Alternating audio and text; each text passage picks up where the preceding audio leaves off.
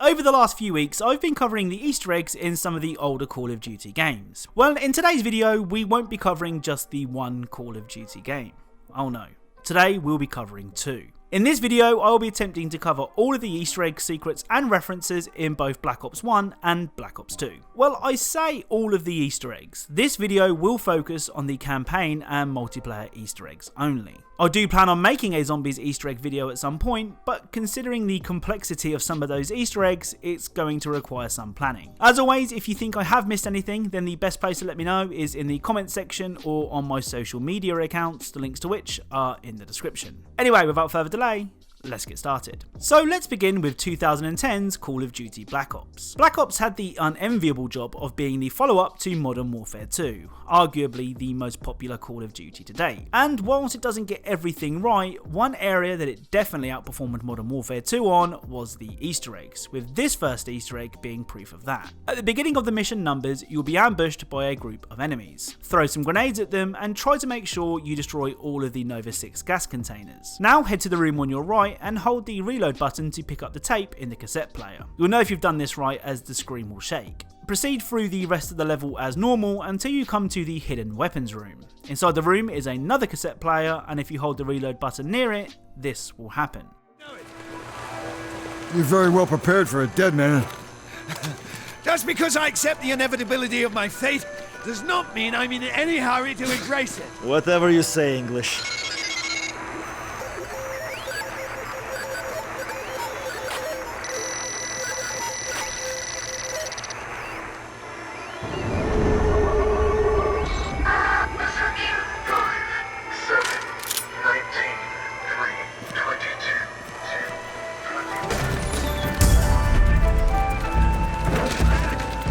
Okay, on me. Hanson, ice left! On the edge. So this weapon is the Thunder Gun from Call of Duty Zombies. Of course, this isn't the first time we've seen a zombies weapon feature in the campaign of a Call of Duty game, with the ray gun making an appearance in Call of Duty World at War. So from one excellent Easter egg to another now. The main menu of Black Ops is one of the coolest main menus in video games, if that's a thing, with your character strapped to a chair and about to be interrogated. Well, if you repeatedly press the left and right triggers, your character will break free, allowing you to explore the room. At the back of the room you can find a computer, and if you enter the code DOA, this will happen.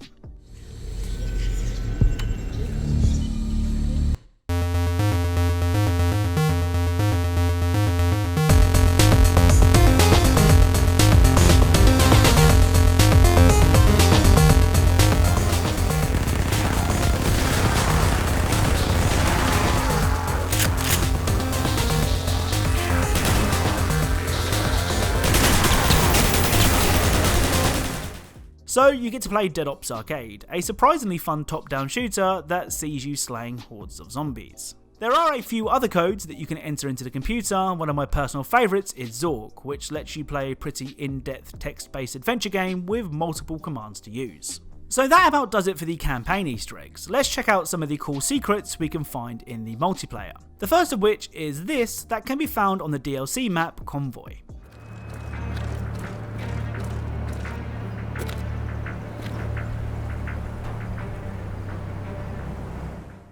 So this wanted poster is looking for someone called Raphael Angelini, who is wanted for pwning noobs. It also says that his occupation is being awesome. Do you know who else is wanted for pwning noobs, has the occupation of being awesome, and is also called Raphael? That's right, it's Big Bird from Sesame Street. No, of course not, this is a tribute to Raphael Angelini, a fan of the Call of Duty series who got to visit the Treyarch Studios back in 2010. So I recently uploaded a video where I spoke to a senior designer at Infinity Ward who explained the reason behind the appearance of teddy bears in the Call of Duty games. That means that the mystery every time we find a bear is kind of gone now. Still, in the interest of sharing all the secrets in Black Ops 1, you can find this teddy bear on the firing range map.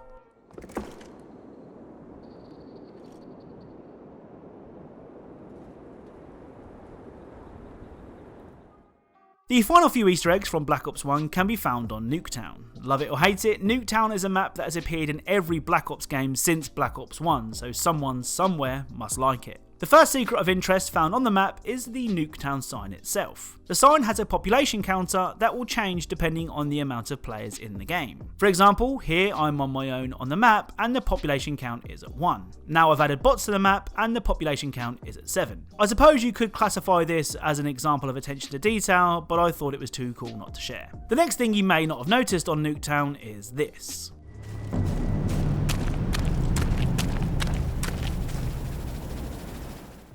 So you can spot a double rainbow that appears over the map, as well as a clock that reflects how long is left in game, which is pretty cool. Up next, you can find a reference to a couple of characters from the game's campaign, with the names Woods and Mason being found on 2 mailboxes. These are of course a reference to Frank Woods and Alex Mason, both pivotal characters in the Black Ops series. Now, the more knowledgeable Black Ops fans among you may know of the Rolling Stones Easter egg that can be triggered on Nuketown by shooting the heads off the mannequins in under 20 seconds. Well, no matter how I edit the clip, the song is immediately getting copyright claimed, which is odd as even 2 seconds of the song seems to be an issue. Apologies for this, but there is nothing I can do that doesn't potentially jeopardise the channel. I hope you understand. Well, on that note, let's move on to a personal favourite Call of Duty on mine, Black Ops 2, and perhaps one of the best looking missions in the game. During your first confrontation with enemies on the Solarium mission, you can find this.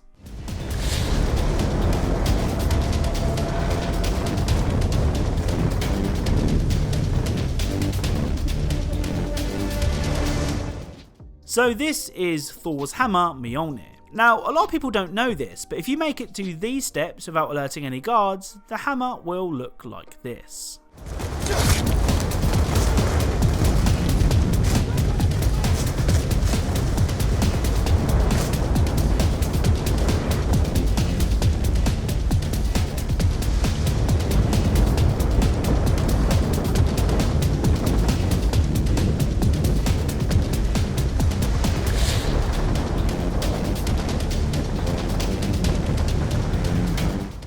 So despite the tease of being able to wield the hammer, we are deemed not worthy. A line often said by Thor in both the comics and the movies. It's a very, very interesting theory. I have a simpler one. You're all not worthy. For even trying to lift Thor's hammer, you are awarded with unlimited ammo for the Titus. The next campaign Easter egg can be found during the Old Wounds mission. After dealing with the initial Soviet attack, you have to plant a crater charge. On the side of the charge, you can see this. Mason, come over here! So the more eagle-eyed among you may have already spotted this message before, but for those that haven't, it says, for making big holes only, not for a-holes. Don't be an a-hole with explosives. Cover you and your buddies' ears. I love it when developers add small messages like this that they don't expect us to read. So regular viewers of my channel will be well aware of the ridiculous amount of Back to the Future references found in recent video games. But Black Ops 2 was way ahead of the trend, it seems. When you place down the Guardian killstreak, you can see this.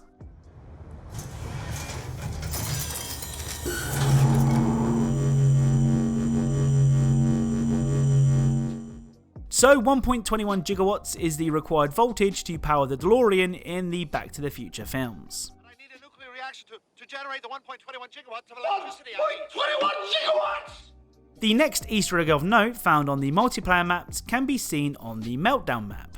In the control room, you can find these.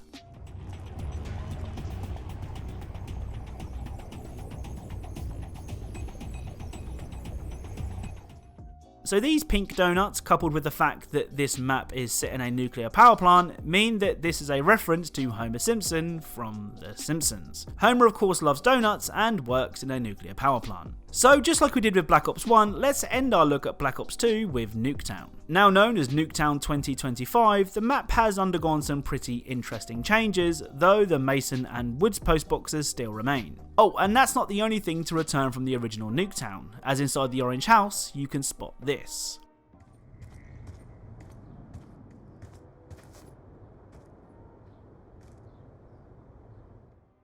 Yep, it's the original Nuketown sign, and although this one doesn't have a working population counter, it does have the double rainbow that the original map had. So the miniature Nuketown sign doesn't reflect the player count, but the new and improved sign found outside still does, as you can see here.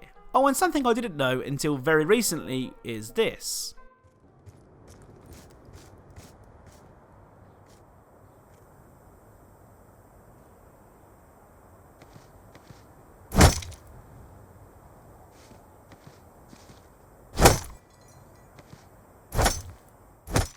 So in all my time of hiding back here while I called in a care package, I never once tried to melee these and play a game of whatever this is. So the final Easter egg is brilliant. If you manage to shoot all the heads off the mannequins on the map in under 2 minutes, this will happen.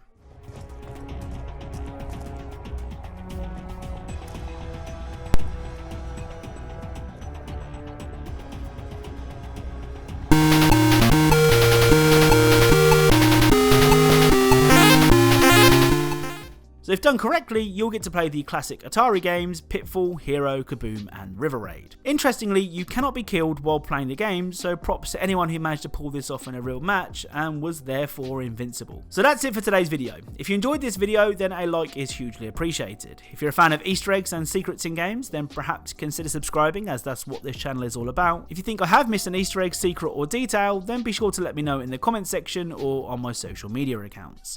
Thank you all very much for watching, and I'll speak to you all soon.